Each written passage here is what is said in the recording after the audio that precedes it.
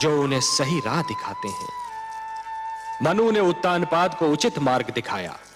उचित मार्ग? आपकी लीला भी विचित्र है मायापति। आपने ध्रुव को अपनी ही खोज में भेज दिया और उधर महाराज उत्तानपाद ध्रुव की खोज के लिए निकल रहे हैं।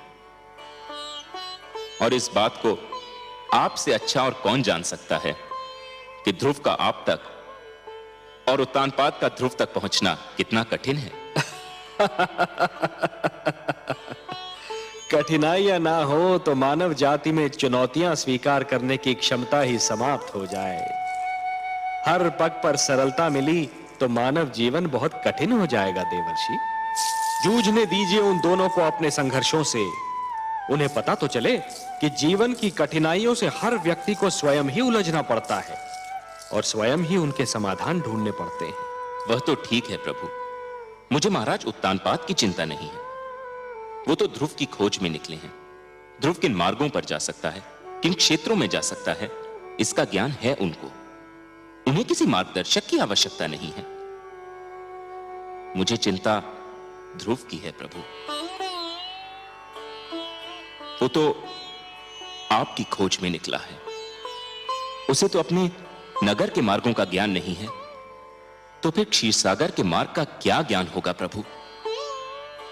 प्रश्न यह उठता है कि ध्रुव का मार्गदर्शन कौन करेगा?